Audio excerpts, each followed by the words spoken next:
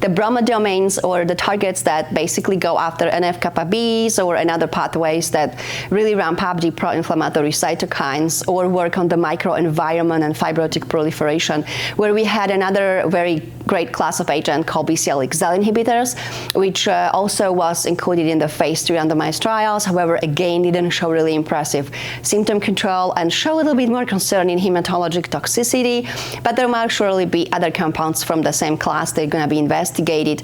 And then we have a lot of other early molecules they enter the field. For example, PIM kinase inhibition. We are going to be exploring something called the Tasquinimod, which is HDAC/alarmin inhibition, which does play a role in the fibrotic progression. There's some anti-fibrotic agent that hopefully will add on. We have some anemia targeting drugs that we're in combination. So there are plenty of the little pathways that we now know play a significant role for the disease not behaving the way we want it.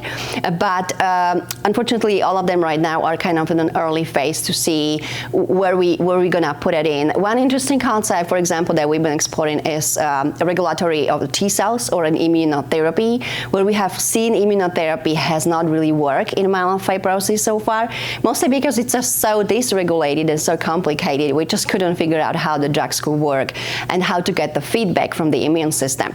So giving patients basically regulated Tregs could overcome that lack of the cells that would respond and hopefully give us some little bit better control of that cytokine profile.